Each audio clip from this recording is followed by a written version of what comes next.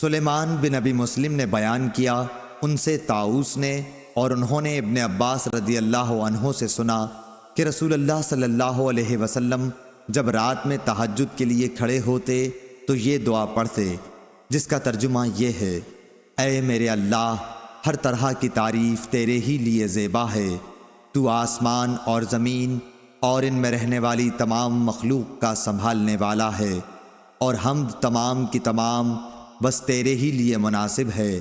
آسمان و زمین اور ان کی تمام مخلوقات پر حکومت صرف تیرے ہی لیے ہے اور تعریف تیرے ہی لیے ہے۔ تو آسمان اور زمین کا نور ہے اور تعریف تیرے ہی لیے زیبا ہے۔ تو سچا ہے، تیرا وعدہ سچا، تیری ملاقات سچی، تیرا فرمان سچا ہے۔ جنت سچ ہے، دوزخ سچ ہے، انبیاء سچے ہیں، محمد صلی اللہ علیہ وسلم سچے ہیں، اور قیامت کا ہونا سچ ہے۔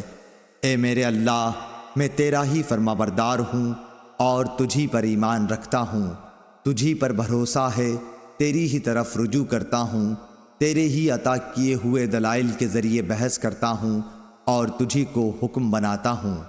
پس جو خطائیں مجھ سے پہلے ہوئیں اور جو بعد میں ہوں گی، ان سب کی مغفرت فرما، خواہ وہ ظاہر ہوئی ہوں یا پوشیدہ۔ آگے کرنے والا اور پیچھے رکھنے والا تو ہی ہے، معبود صرف تو ہی ہے، یا یہ کہا کہ تیرے سوا کوئی معبود نہیں۔ ابو سفیان نے بیان کیا کہ عبد الکریم ابو امیہ نے اس دعا میں یہ زیادتی کی ہے: لا حول ولا قوت الا باللہ۔ سفیان نے بیان کیا کہ سلیمان بن مسلم نے طاؤس سے یہ حدیث سنی تھی، انہوں نے حضرت عبداللہ بن عباس رضی اللہ عنہ سے، اور انہوں نے نبی کریم صلی اللہ علیہ وسلم سے۔ صحیح بخاری حدیث نمبر 1120۔ ہشام بن یوسف صنعانی نے بیان کیا، انہوں نے کہا کہ ہم سے معمر نے حدیث بیان کی، دوسری سند، اور مجھ سے محمود بن غیلان نے بیان کیا، انہوں نے کہا کہ ہم سے عبد الرزاق نے بیان کیا، انہوں نے کہا کہ ہمیں معمر نے خبر دی، انہیں زہری نے، انہیں سالم نے، انہیں ان کے باپ عبداللہ بن عمر رضی اللہ عنہ نے بتایا کہ نبی کریم صلی اللہ علیہ وسلم کی زندگی میں جب کوئی خواب دیکھتا تو آپ صلی اللہ علیہ وسلم سے بیان کرتا، آپ صلی اللہ علیہ وسلم تعبیر دیتے۔ میرے بھی دل میں یہ خواہش پیدا ہوئی کہ میں بھی کوئی خواب دیکھتا اور آپ صلی اللہ علیہ وسلم سے بیان کرتا۔ میں ابھی نوجوان تھا اور آپ صلی اللہ علیہ وسلم کے زمانے میں مسجد میں سوتا تھا، چنانچہ میں نے خواب میں دیکھا کہ دو فرشتے مجھے پکڑ کر دوزخ کی طرف لے گئے۔ میں نے دیکھا کہ دوزخ پر کنویں کی طرح بندش ہے، یعنی اس پر کنویں کسی منڈیر بنی ہوئی ہے، اس کے دو جانب تھے۔ دوزخ میں بہت سے ایسے لوگوں کو دیکھا جنہیں میں پہچانتا تھا۔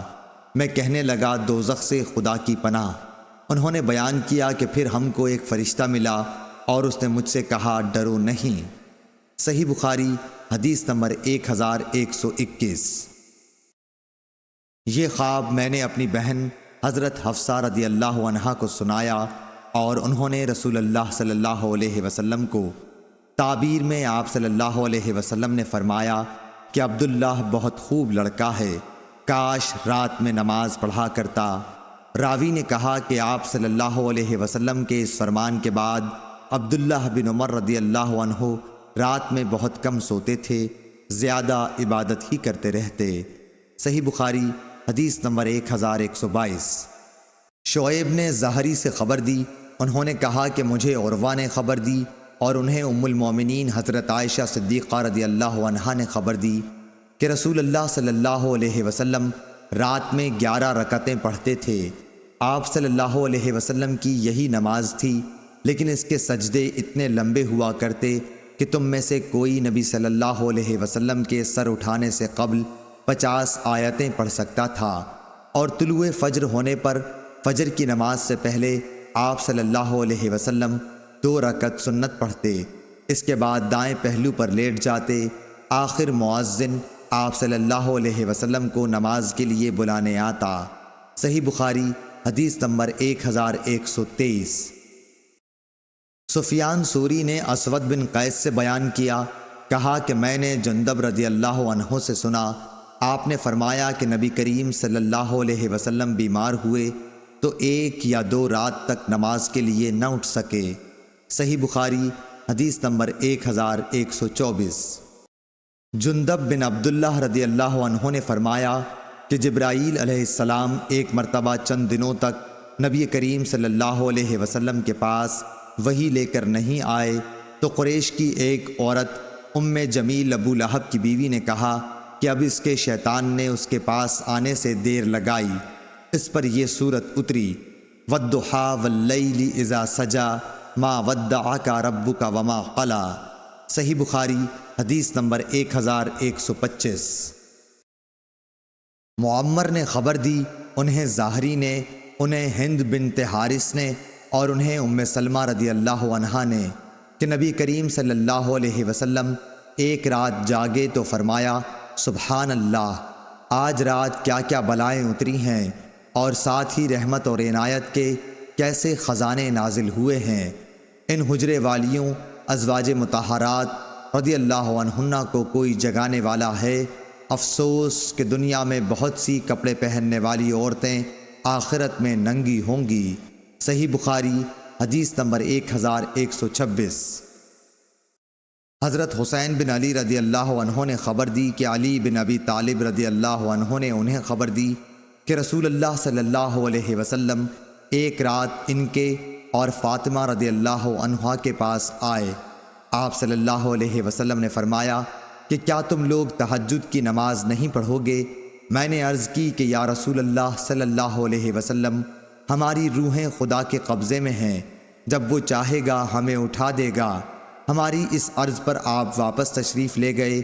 آپ نے کوئی جواب نہیں دیا، لیکن واپس جاتے ہوئے میں نے سنا کہ آپ صلی اللہ علیہ وسلم ران پر ہاتھ مار کر سورہ کہف کی یہ آیت پڑھ رہے تھے، آدمی سب سے زیادہ جھگڑالو ہے، وَكَانَ الْإِنسَانَ أَكْثَرَ شَيْءٍ جَدَلًا۔